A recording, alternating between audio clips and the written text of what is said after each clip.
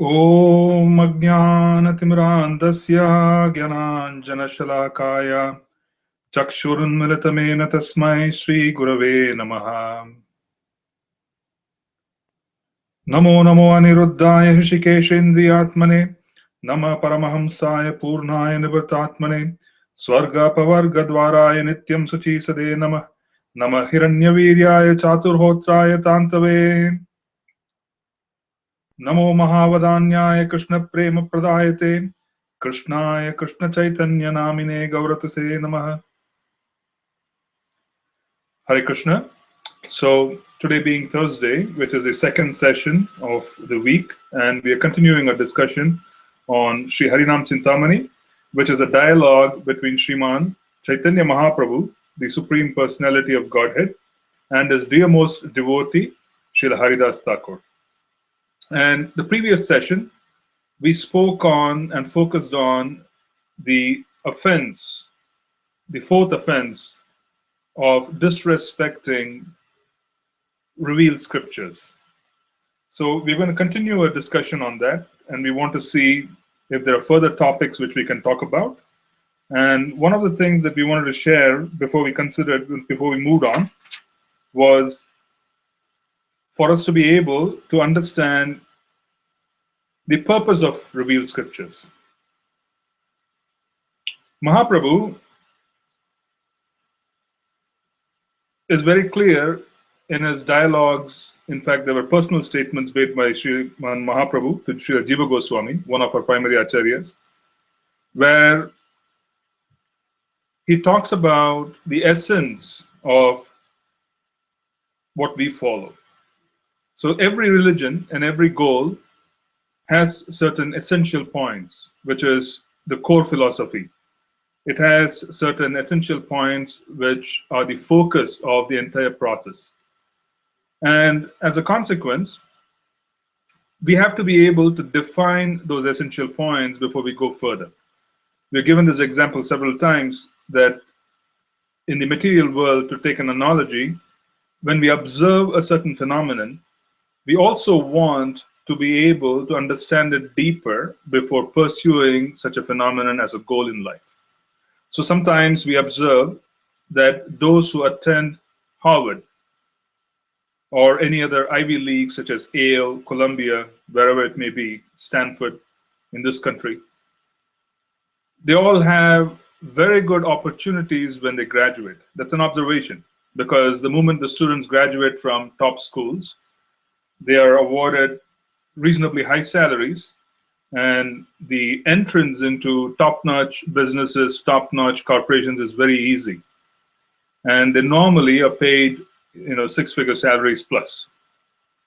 So now we understand that once you go into a program, prepare very hard, and then we enter into Harvard, then we can graduate and we have a certain experience outside of Harvard, how the world receives us, right? So we observe a few things. We observe the goal, which is Harvard. We also observe the participants in the goal, so we see who goes and takes part. We observe the result of pursuing such a goal. And then we also examine if we are qualified to be able to walk on the path of those who have done that. So in a similar fashion, when we want to pursue the ultimate goal of life, where we want to engage in activities that are intrinsic and are fundamental to our existence as jiva, then we also have to qualify the goal, and it's very important for us to qualify the goal. So one is that we have to understand what is the goal. That's number one. Next, we have to understand what is it which is required for one to attain that goal. We do this by first understanding the goal, and then we also do this by observing the participants who are qualified and who have taken part in attaining such a goal. And then we also observe and qualify ourselves by seeing, am I really qualified to walk on that path? Do I have what it takes for me to reach this particular summit or this goal? Do I have everything that I have, that I need for me to be able to reach this potential? That's the other side which also has to be examined. So now Mahaprabhu or rather acharyas, define our goal. They have also defined the process, and they have also defined the prerequisite. Okay? So now this whole process falls into a tripod, and it is called the principle of Sambandha, Abhideya, and Prayojana. These are the tripod, or the processes, or the limbs of our goal. So what is Sambandha? The Sambandha or Sambandha Gyan is the fundamental relationship a jiva has with God. So we start defining who is God, we start defining who is jiva, we start defining the specific relationship, and that religion or the body of knowledge provided by the process has to cater to this particular goal first. So the practitioners or the guru has to cater to this goal of being able to take our hands and place it in the hands of those who can take us further. That is the purpose of having spiritual masters and guides and so on. So the first part of it is Sambandha Gyan, understanding who we are. What is our relationship with God? And this is true for any religious experience. The Sambandha has to be defined. It has to be defined, and the process has to be defined. The position of God has to be defined. Everything has to be defined in great clarity. This is the position of any religion. So acharyas say that if you cannot find that the crux of the religion is to be able to provide deep relationship of the participants to God, then such a religion is to be rejected because it's not bona fide. Because there will be no consistency amongst the the practitioners. There will be no consistency amongst those who moderate it or those who have attained it. So there's a challenge. That's a primary challenge, is that you reject processes which cannot clearly define this goal. If you're going to talk about a spiritual process, the spiritual process has to be able to say that we are going to be able to provide you a link, a bridge for you to be able to understand who you are, understand who is God. This is Sambandha Gyan. And then comes the principle of Abhideya. Once one has understood the Sambandha, one then understands Abhideya, which is the activity that is performed in that particular relationship. Okay? And then once such an activity is performed, we then talk about the actual goal, which is Prayojana Tattva. Prayojana literally means that which is attained, or that for which the whole process exists. Prayojana. What is the point of anything else if Prayojana is not attained? In our case, Prayojana is Krishna Prema. There could be other objectives, okay, for others, but then real Prayojana is Krishna Prema. So the point we want to make is that our principles rest on this fundamental goal of first coming in touch with a process which gives us our identity. We then know who we are, and then we come to learn who is God. Okay? There are intermediate processes where we understand the servants of God even before we understand God. And understanding the servants of God, which is a special, servants of God who are associated with us eternally, we then understand God in that tutelage. It is almost like falling into a certain group. It's an extraordinarily profound, organized experience. It is not disorganized. It is not whimsical. It is extraordinarily well organized, and it is very well defined, and it is clear. And this process works where initially when we take up chanting, we receive the Harinam Diksha, we receive the Mantra Diksha, which is second initiation, and then we go on and we move forward and we take on serious devotional service as the objective. We then receive mercy for us to be able to know who we are. We also understand ourselves in relationship to a special servant of Krishna, and we develop serious attachment to such a special servant. That special servant begins to dominate our existence, because the Sambandha Tattva has to proceed from becoming someone who is Krishna Das, which is a general definition, but which is the real truth, Krishna Das. It has to move from that level onto something very specific as to what kind of Krishna Das, what is a specific mellow, what is a relationship. It then has to move into very specific groups of the several groups that exist around the Supreme Personality of Godhead and Braja, who serve him in different capacities. And then it has to go through defining a specific relationship of someone who is in the spiritual sky, who is related to us, who is serving Krishna in a special way, and who begins tutoring us. Okay? So Sambandha Gyan in itself takes on a completely different level of understanding as one proceeds in Krishna consciousness. It's exciting, it's dynamic, and the stages in Krishna consciousness are stages for one to be able to look forward to. And these stages have been defined in many different literatures written by our practitioners, our acharyas, our gurus, the parampara. It's very clearly defined. The experiences are defined, okay? Different personalities are defined, activities are defined. And then one starts performing such activities in which is abhideya, there's practice. And then finally, one is able to completely condense their emotions and their love towards Godhead and reach the position of being able to call upon the holy names and being able to experience the entire stage of Sambandha, Abhideya, ultimately to experience Krishna Prema, which is the Prayojana. Okay? So that is our process, in the sense there's an entire process which has been defined. And one has to understand that everything that we speak of, practically, has to do with being able to attain this ultimate goal of Prayojana Tattva, which is Krishna Prema. It is defined, okay? Just as much as Krishna says in Bhagavad Gita 15:15. Bhagavad Gita 15:15, he says very clearly that he is the essence of all Vedic scriptures. So we are talking about the blaspheming or disrespect to Vedic scriptures. So first, before we start talking about disrespect, the previous week we qualified what is Praman and how it should be understood. This week we are talking about, this session we are talking about what exactly one goes through in understanding Praman and what is the purpose of understanding it. Why would you want to spend an entire lifetime if you do not understand the goal of following a certain process? Okay? Why would you even take it up? Why go through all this trouble not knowing what the goal is? So this is most important for us to understand Prayojana Tattva, to understand that our whole purpose is to be able to attain the state of Krishna Prema, which is pure love of Godhead. And to attain pure love of Godhead, one needs to have complete knowledge of who they are. They need to have complete knowledge of who Krishna is, and they need to have complete knowledge of their particular service and should be able to engage in that service. Because our relationship with Krishna is Krishna Das. It is through the bond of service.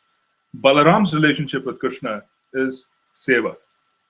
Balaram has no other relationship. So what to say of Jivas? His first expansion, who is non-different, Lord Nityananda Ram, has no other relationship with Krishna Chaitanya other than seva. So first he comes as an older brother, and then he serves him as Lakshman served him in Ram Leela. Okay? Because when he comes first, he comes as Balaram. And then he starts serving him in the understanding that he is serving Lord Ram, as Lakshman served him. Because it is the same Balaram who experiences 100% Dasya Bhakti in the mood of Lakshman. The mellow of Dasya Bhakti is experienced by Balaram in the mood of Lakshman. Isn't it? When he becomes Lakshman. So Lord Nityananda serves him in that manner. So this particular relationship, Dasya, Seva, is fundamental to our existence. But then what kind of seva? It's extraordinarily variegated, it's very dynamic, and it has so many wonderful features that one is extraordinarily excited just taking up the prospect of being able to chant and call upon the holy names, being able to dedicate 1, 2, 3, as many lifetimes as one requires for us to be able to reach the specific goal of Prayojana, which is Prema Tattva, for us to be able to attain Krishna Prema. It's a very dynamic process. It is not something which is dull. We are dull. You see, our excitement towards seva is dull.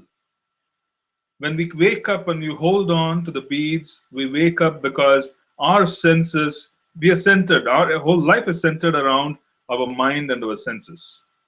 And our mind, our senses are centered around whatever is happening in this world. So we have to jolt it awake, and for it to come back to normal, it takes around 9 to 10 rounds. By the time we stop losing attention, it is the 15th round. And then the last round, somehow or the other catches up. and we start feeling, I wish I had started this way. It tells us a lot. It tells us a lot that there has to be a lot more bigger focus. What does it tell us? It tells us that our focus is not so much wanting to attain Krishna Prema. The goal of our Shastras, the goal of the Parampara, the goal of the process is not fully understood by us. It is not. Most of us practice it without understanding why we are doing it. We practice it like mundane religion. We practice it for the purpose of attaining material goals. We practice it for the purpose of attaining knowledge, which is much better, but it is still for the purpose of attaining mukti. Some of us think that, oh, it's mukti. Mukti is the purpose. We have little understanding of what is the real goal. And as a consequence, our senses and our mind are constantly perpetuating their own attraction on this planet. They're attracted to so many material phenomena, and they constantly engage with them one way or the other, when interacting with this world. And we end up engaging with the same level even when we pick up our beads and we call upon it without understanding that our purpose is very different. That's why it's required for us to constantly meditate on goals, constantly meditate and write down what we need to accomplish, write down what needs to happen, read the prayers of the acharyas and find out that their prayers were quite extraordinary. Their prayers were quite extraordinary. Why was such despondency? Why was there such weeping? Why was there, such desperation in the poems and the poetry and the prayers offered by our acharyas? Why do they say that I'm crying out for your mercy? I'm crying out for your mercy because they have fully understood the goal and they're constantly crying out, wanting to reach it.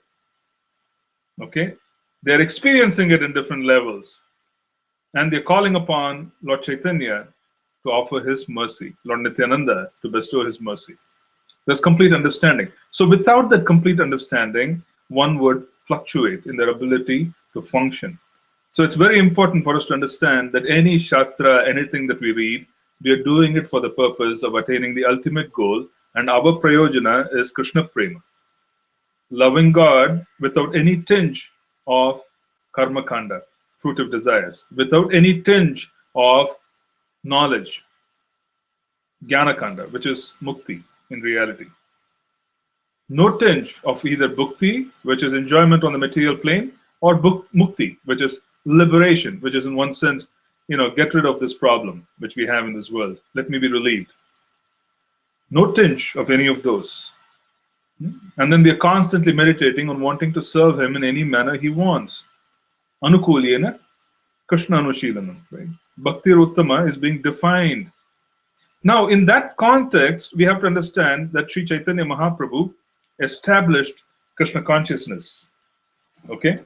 He basically established Krishna consciousness, and he established it in such a powerful, beautiful way because it is an evolution of everything else the other Vaishnava acharyas have offered.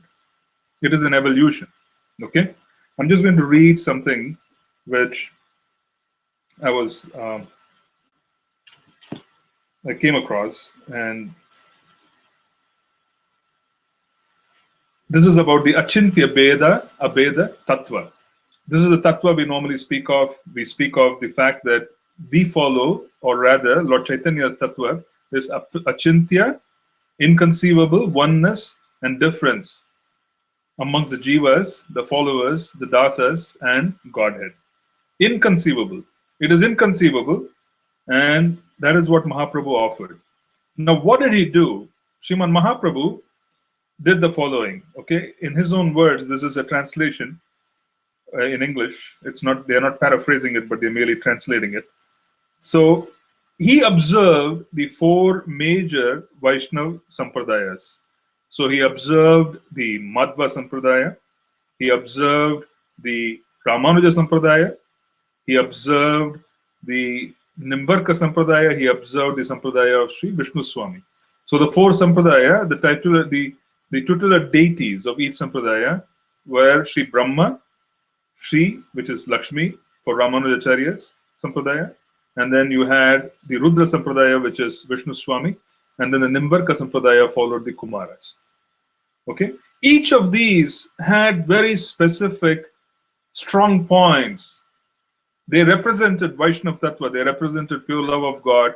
They had conceptions, in some cases, which reached Vraja. In some other cases, what was offered was more relevant for Vaikuntha, which is worshipping Lord Narayan in Aishwarya. So Lord Chaitanya, he picked up the most essential core philosophies from each of these. Our philosophy of Achintya, Beda, Abeda very closely approximates Vishishta Dvaita philosophy of Sri Ramanujacharya. Okay? It is the closest approximation. And the behavior of Ramanujacharya was also somewhat like the behavior of our Acharyas, especially Lord Nityananda. Even Lord Ramanujacharya, Sri Ramanujacharya, is eulogized, worshipped, and described as an incarnation of Ananta. Lord Nityananda is Ananta. So the Tattva, or rather Guru Tattva, does come from the servant of the servant, the servitor Godhead, Balaram. So Sri Ramanujacharya had also this inclination of wanting to distribute the holy names, and indiscriminately, like in the mood of Lord Chaitanya, indiscriminately. So he received initiation into the Astakshari mantra, Om Namo Narayanaya, and more confidential truths from his Guru. And once he received initiation from his Guru also told him that this is very confidential tattva. I do not want you to distribute this tattva. I do not want you to share this with anyone because it is very confidential. Not everybody is meant to learn and understand this tattva. So the Guru told him this. So Ramanujacharya received it. And then he asked him, what is the purpose of this? The Guru told him that this is going to allow the person, by chanting purely the holy names of Lord Narayan, would bring the soul onto the lotus feet of Sri Narayan. It would give him complete surrender and shelter at the lotus feet of Lord Narayan. Then Ramanujacharya asked the Guru, so what is the purpose if I distribute it? What will happen if others hear? He said, whoever violates this order will go to hell.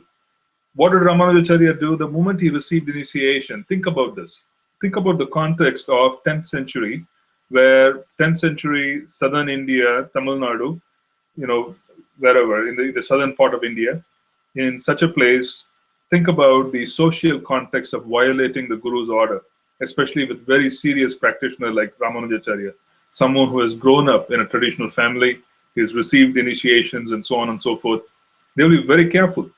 But what did Ramanujacharya do? The moment he received the mantra from his Guru, he climbed up on the Gopuram, which is the what do you call it? The elevated carvings and the doorway, which is just in front of the South Indian temples, the Gopuram. He climbed up right on top of it and called out to all and sundry of that particular place, saying, come, and I'm going to distribute something very special to you. This is very similar to what Lord Nityananda did, where he broke all rules. He took it upon himself and said that I am going to be distributing prema. He carried prema on behalf of Lord Chaitanya. He carried mercy and he distributed it to everyone. What did he want to do?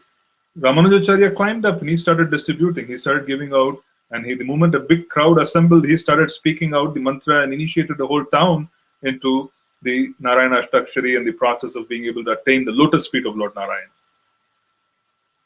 At this, the Guru was livid.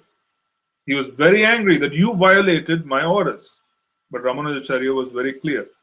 He said, I knew that I was violating your orders, and I also know the consequences that by violating the orders of the Guru, I would go to hell. But if one person like me goes to hell, but hundreds and thousands get the mercy of being able to attain the lotus feet of Lord Narayan, I am okay. This is the mood of Lord Nityananda. This is the mood of Lord Nityananda and our Acharyas, where they take extraordinary risk for the others to benefit. They break down rules. They focus on the essence. They do not get caught up with the rules and regulations of the Vedas. What the Guru said was bona fide, that it has to be restricted to very serious practitioners and so on and so forth. But then how do you mass distribute and start a big movement, which is what Ramanujacharya did in the 10th century. He started a movement. He started the Bhakti movement to counter Mayavad. He was the first Acharya who started that. It was very serious, isn't it? He started the Bhakti movement. And when he started the Bhakti movement, he had to take risk. He had to be a pioneer, which is what our Prabhupada did, which is what Lord Chaitanya and Lord Nityananda did. They came and they shifted around. They looked at what the offerings were. They were able to strategize. And then they said, okay, let me cut this out. Let me cut that out. This is the essence, and I'm going to provide the essence. What is the essence? The essence is the understanding of Sambandha, Abhideya, Prayojana. Okay? So what did Lord Chaitanya do? He took the essence from the Ramanuja Parampara, and what did he take? He said he will accept two teachings, the concept of devotional service. The concept of devotional service came from Sri Sampradaya for us. Unpolluted by karma and jnana. The definition of concept of devotional service, unpolluted by karma and jnana, came from Ramanujacharya's teaching, Vishishtadvaita Sampradaya, Tattva. And then service to devotees. This is specifically from the Sri Sampradaya. When we say das, dasanudas, this concept of dasanudas is found in Sri Sampradaya amongst the four Vaishnava Sampradaya. The concept of serving the devotee is found in the Ramanuja Sampradaya, profoundly. It is found. There are many, many kathas of the Lord reciprocating with his devotees, of many, many kathas of personalities who distributed the holy names in Ramanuja Parampara, who were practically at the lowest rung of the caste system. Okay, practically the lowest rung in terms of the social order or whatever it was. Just as much as Lord Chaitanya chose Haridas Thakur, who was born a Mohammedan, he was born a Muslim, he was made the Namacharya, and he was given the responsibility as to propagate and set the standard for absorption and chanting the holy names. In the Ramanuja Parampara, of the 12 alvas, practically most of them are not Brahmanas by birth. They are Brahmanas, they are Vaishnavas, they are extraordinary Vaishnavas by action. There is one alvar, I'm just to share his name. In Tamil, we call him Tondar Adi Podi Alvar, which is pretty amazing to just understand what the meaning is. Tondar means the association, the Sangha, Sadhu Sangha. Okay? So this name of this personality is that he is the dust of the lotus feet of the Vaishnavas. So you can make out that there's so much in the theology of Sri Sampradaya which revolves around this whole concept of mercy of the devotees, Sadhu Sangha. Lord Chaitanya took this essence from them. There are so many stories across where temples were shut down by the Lord because one of his devotees got offended. There's so much about Vaishnava Sampradaya, Sri Sampradaya, which talks about going above the so-called material designations of Varna and Ashrama and being able to propagate the holy names, being purposeful, being able to reject the old system if it was not effective in being able to propagate the holy name. Srila Prabhupada did that, right? He came and he examined. He said, okay, if I were to simply stick to the principle of women cannot get second initiation, many Western women would not be able to fully accept because, their own identity of being a woman and being, educated in a certain area and so on, makes them feel that everybody should get an equal opportunity. And as a consequence, that particular, dictum in the Vedas, or rather, tattva, can be kept aside. So Prabhupada did that. He initiated all the, all his women disciples as Brahmanas. He gave them Brahman Diksha. He made that change. So he rejected something to make something else happen. Okay. He was focused on the objective of being able to deliver and offer Krishna Prema. He was not so focused on following some rule and regulation. Okay. And he also ensured that he gave very young people sannyas, which is also not done in the other traditional mutts of India. Very, very young, 19, 20 years old, were given sannyas. It was for the purpose of propagating Krishna consciousness. It is not that Srila Prabhupada did not know whether there was risk or there was no risk. He took that risk because he was a pioneer. And there were devotees who had the desire to participate in the movement in such a manner. So it all fell into place. And then otherwise you cannot do 108 temples in 10 years. You cannot, establish yourself in such a way. So it was very, very nicely done in terms of being able to accept or reject principles that could be accepted or rejected. So Srila Prabhupada was able to do that, and Ramanujacharya did the same thing. He climbed up on the temple wall back in 10th century, violated his guru's orders, Unbelievable. 10th century, no one can even think of that particular occurrence occurring in conservative backgrounds. And distributed the holy name. This is something which is extraordinary, and Chaitanya Mahaprabhu took those 2 points. So from Madhvacharya, Mahaprabhu took the complete rejection and defeat of the Mayavadi philosophy. The Madhva Sampradaya and the Acharyas in the Madhva Sampradaya, they have the complete potency and the ability, because Madhvacharya was a very, very, very strong personality, to defeat the arguments of the Shankarites, the Mayavadis. The complete defeat.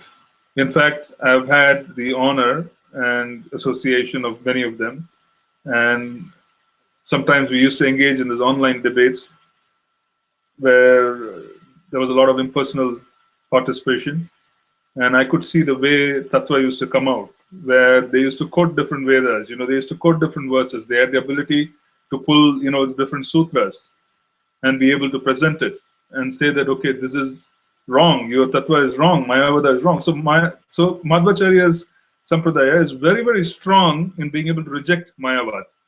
Complete. So Mahaprabhu took that. And then he also took the extraordinary service of worshipping the deity of Krishna from the Madhva Sampradaya. He took that too. So these are 2 principles. One is the defeat of Mayavadis, and the other was the worship of Krishna was taken from Madhva Sampradaya. From Vishnu Swami's Sampradaya, which is the Rudra Sampradaya, he took 2 elements. He took the exclusive dependence on Krishna, and then he also took spontaneous devotion, which is Raga Marga. Today, Vishnu Swami's Sampradaya is not fully, it is not clearly existing as it was represented in those days. Now, what we do see is the Pushti Marg. Okay? What is the Pushti Marg mantra? Shri Krishna Sharanam Mama. So, what did he take from them? He took the sentiment of exclusive dependence on Krishna. Shri Krishna Sharanam Mama. He took the principle of exclusive dependence on Krishna from the Vishnu Swami Sampradaya, which is the Rudra Sampradaya, which now exists as the followers of Sri Vallabhacharya and in the Pushti Marg that we see. I think we go to the Dwarkadish temple, that's Pushti Marg. Their main slogan or chant is Shri Krishna Sharanam Mama. And this was taken by Mahaprabhu as the principle, one of the principles which he extracted from the Rudra Sampradaya. This is a bona fide 3rd example. Okay? And he also took the principle of Raga Marg, spontaneous devotion. Right? In Sadhana Bhakti, there are 2 parts. The first is Vidhi, that which is done according to the rules. And the second part is Raga. What is Raga? That which is done after attaining attachment. That which is done after attaining knowledge of a specific devotional prospect, or the sentiment is fully established and one knows Krishna and so on and so forth. Okay? Worshipping Krishna in the mood of someone who knows him for what he is and who knows who they are, the sambandha is fully established. There was this example of a sadhu who used to stay in the Radharaman Mandir in Vrindavan. And he was an extraordinary person. And what he used to do was I think it was every night, or was it a special night? Everyone in town, whoever came by, they used to give him 1 or 2 vegetables. So he used to collect 1 or 2 vegetables, different types of vegetables. And then on a special night or some other night, on a celebratory night, what he used to do was he used to make all kinds of wonderful preparations in the night. And then he used to wait at around, I think, 2 o'clock or whatever the time was. And then he used to wait and make the offering in the mood that, oh, Krishna has come back. He must be tired. He has just danced with all the, gopis. He must be quite tired. So he must feel hungry, and I want to feed him. So he used to cook in that mood, and he used to offer it to the deities and then distribute the prasadam the next day, or to whoever was hanging around. They used to get prasadam at probably 2 o'clock or 3 o'clock in the morning, after Krishna has come back, after dancing in the rasa dance. He has accepted, the offering, and then he could eat. So this is raga, where there is a very special attachment to Krishna based on knowledge of who he is, based on knowledge of who the practitioner is, and they also understood the activities they have to perform, and they're attached to a certain mood, and they want to worship him in a certain mood. The other way you can also look at it is that sometimes you will notice, I've seen, some of our practitioners, sadhus, even in ISKCON, they have this very personal attachment to Krishna. They don't go through all the formalities, and this should not be done lightly. This is not to be taken lightly. This is not something one should be encouraged to practice, because most of us here are and should only follow Vidhi.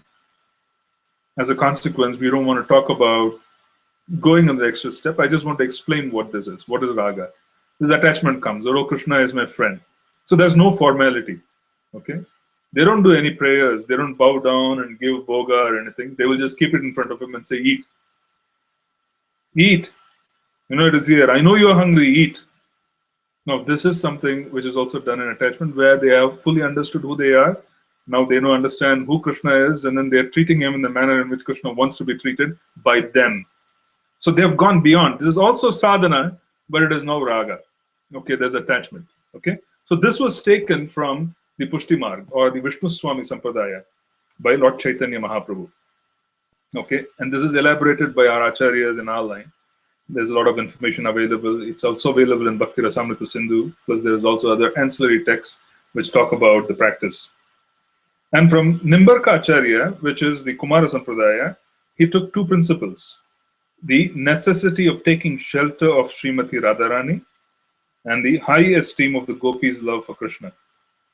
The extraordinary position of Srimati Radharani and the connection which she and her associates have with Krishna was taken from Nimbarka Sampradaya. Now, in that sense, what did we do?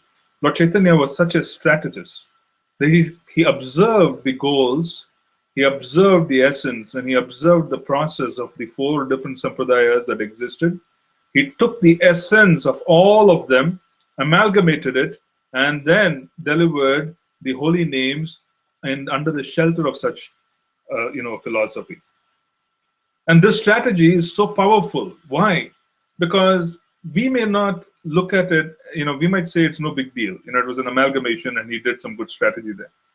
But in reality, what did he do? He basically prepared the path for so many different souls who have come and partaken and have become a part of the other sampradayas, the Vishnu sampradayas, the other Vaishnava sampradayas. He created a path for those souls who have been practicing it for many, many lifetimes to enter into his movement. This is how an essence is created. It is almost like taking a road from that corner and connecting it. Taking a road from one other corner, connecting it. Taking a road from the third and the fourth corner and connecting it to the biggest Grand Trunk Road, which is the chanting of the holy names. He connected all these different sampradayas. Why? Because at a subtle level in the hierarchy of how things are arranged, souls who have had the adhikar to enter into these sampradayas will now enter into our sampradaya and continue their path, because now this is the Yuga Dharma after he propagated it. Do we understand that? So this is real strategy, where someone takes the scriptural intent, studies, amalgamates everything, produces a particular path, a philosophy which captures the essence, which allows all the practitioners to proceed and move towards the goal of being able to chant the pure name. Okay? This is the extraordinary offering that we have, and that is the reason why you have many devotees who come into our movement suddenly go and get attracted to deity worship in an extraordinary way. They are Sri Sampradaya personalities. They have probably worshipped the deity in opulence, in Aishwarya. They get very attracted. They even drop the name Dasa. They call themselves Dasan. Okay? There's one disciple. There are many disciples who have done that, of Srila Prabhupada as well, who become very serious practitioners of deity worship. Why? Because they have come in that particular route. They have been exposed to it over several centuries, and Mahaprabhu just created a path where everybody could come and join in and hold the banner of calling upon the holy names, and we could move forward. Now, this is amalgamation of all scriptures, understanding the complete essence of what's being provided, and the essence is Krishna Prema.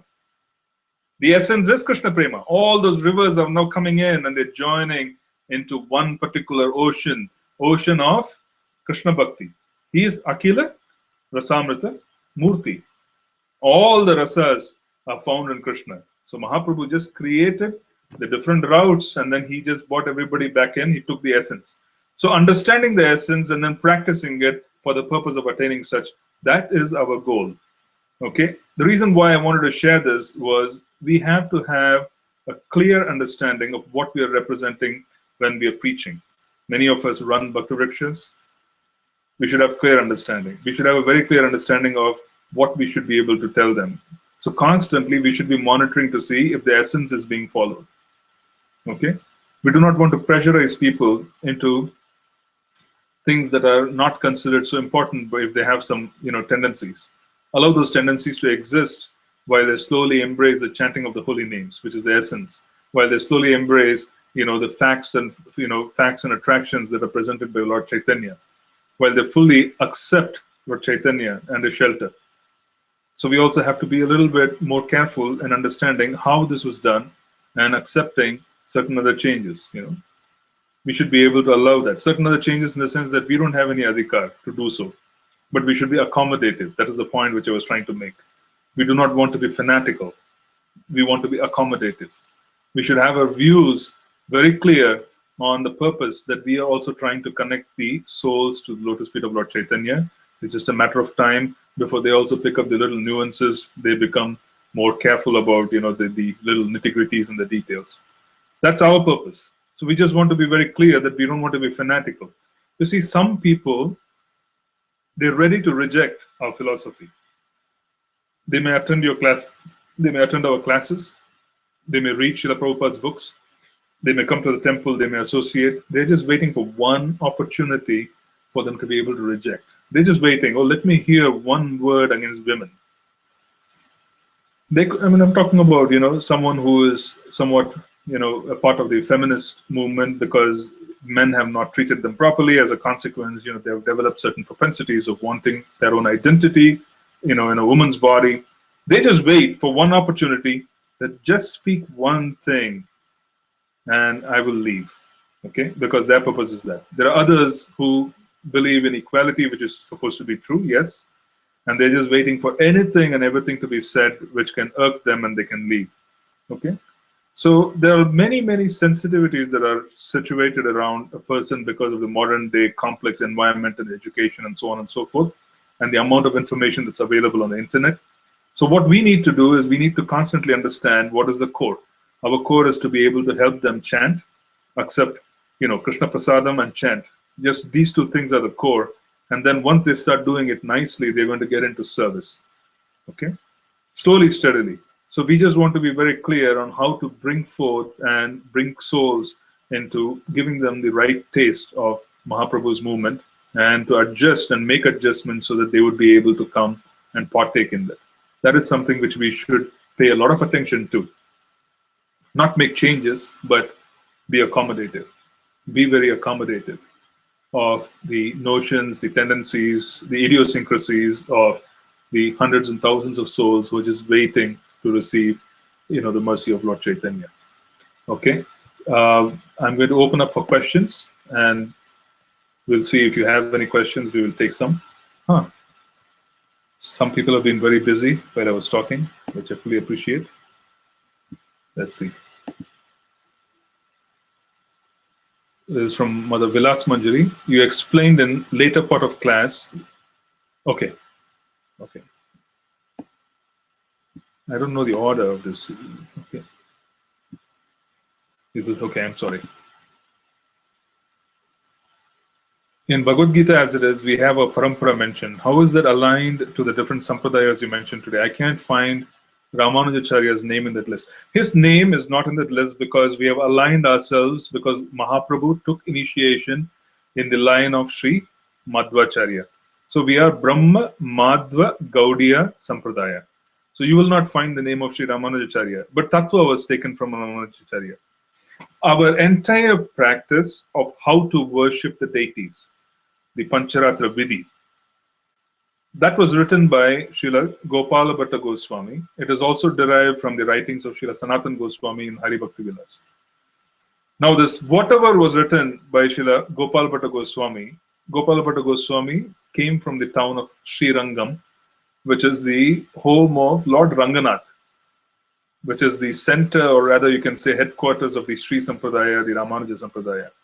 So our entire concept of deity worship, how to take care of the deity, for most part, has come from the Sri Sampradaya. We derived it. Pancharatrika Vidhi has come from there, devotional service. We derived it. Okay? It has come from there because they are experts. They are real experts in deity worship. We have taken a lot, and then there were a few things that were made to align it to our line of thinking and our views. That was done by Srila Gopalabhatta Goswami. Okay? So in that sense, we have taken many wonderful things from the Sri Sampradaya, many wonderful things from the Nimbarka Vishnu Swami Sampradaya. You will not find that these are the names of the acharyas there. Mahaprabhu took initiation in the Madhva Sampradaya. As a consequence, we follow that particular lineage.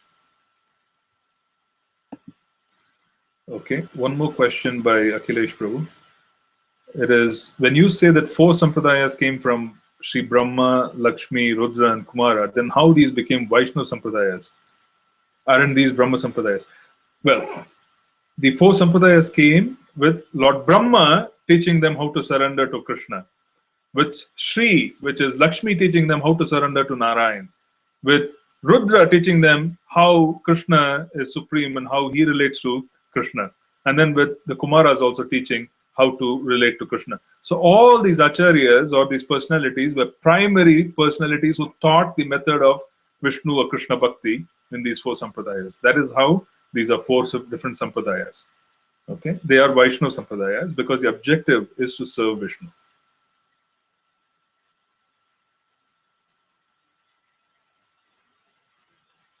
Okay, I've answered the question which Vilas Manjari Mataji asked.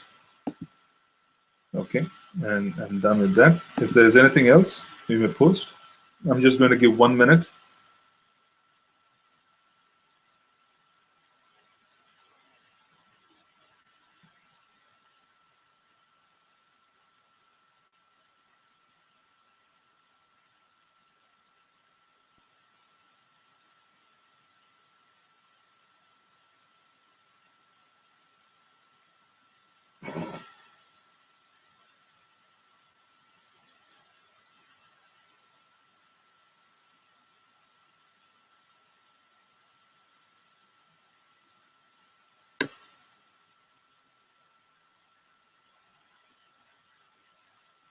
Okay. Question by Vilas Manjari Mataji is, who is Rudra? Yes, Lord Rudra is Shiva. Lord Rudra is Shiva. And how did Mayavadi philosophy start? This is from Akhilesh Prabhu. Fundamentally, everything that happens, especially that which is related to the Vedic system, happens with good reason. And the theology that we share is that Lord Buddha, his advent happened when the Vedas were used as a basis for animal sacrifice. So there was a tremendous amount of extraordinary killing and violence committed against animals, and as a consequence, there was great suffering in the human race. Observing this, the Lord appears as Buddha, and he finds that for me to stop this whole process of animal killing, for me to be able to stop this whole process of cruelty where compassion, fundamental compassion, has been forgotten, I must first stop animal killing. So how does he stop it? He finds that the greatest authority for animal killing when he appeared was taking place on the basis of the Vedas. The Vedas have many, many sacrifices in the Karmakanda section where animal killing is okay. But those sacrifices, when performed by very qualified priests in the Satya and the Treta Yugas, actually were done in a manner where the animal was given a new body, a good body, a human body. They were actually delivered from the animal form into a higher level. So there's a lot of mention of animal sacrifice in the Vedas, and this was used as a basis, as what do you call it? They were using this as a basis for them to engage in the cruelty and the killing of animals. So Lord Buddha came. The first thing that he did was he said, let me uproot the fundamental authority on which these people are acting. So he said, you reject the Vedic teachings completely. Lord Buddha rejected all the Vedic teachings. He just threw everything away because he said, you're not using it properly. You have been given something wonderful, but you're not using it properly. Throw it away. Let us now start with something even more basic. Let us talk about compassion. Let's talk about ahimsa. So all those qualities are brought in.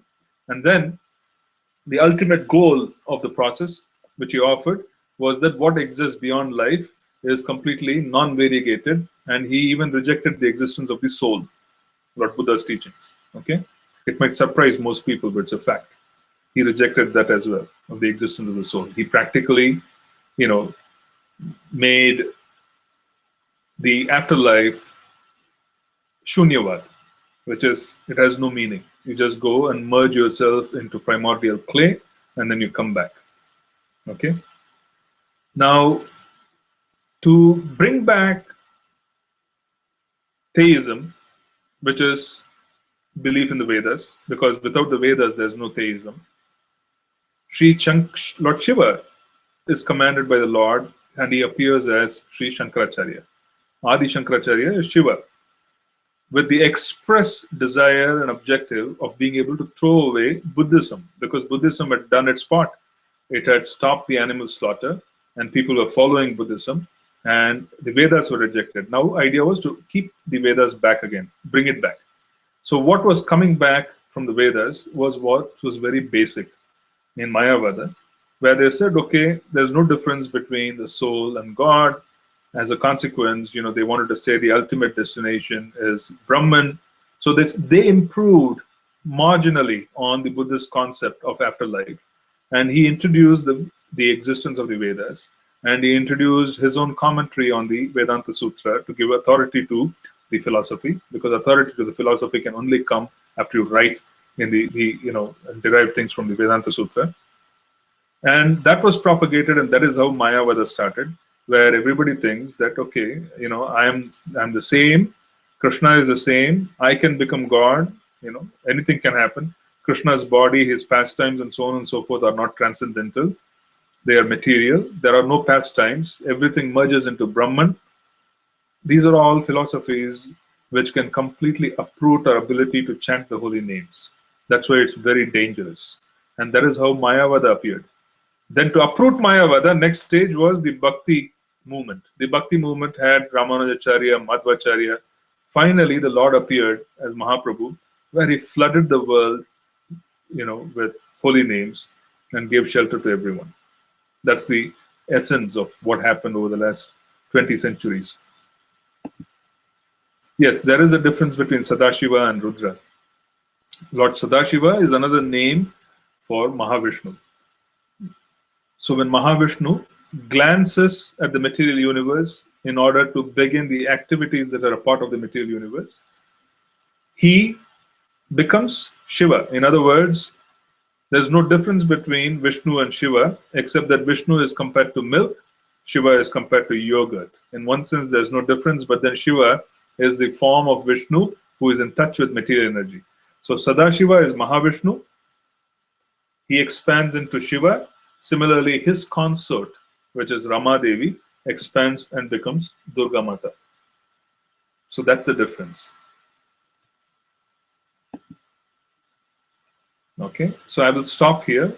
If there are any more questions, feel free to add them to end of the class on the website, and we'll be very happy to address them, or you can even write to me. Hare Krishna, Srila Prabhupada ki Jai. On Monday, we'll start a fresh topic.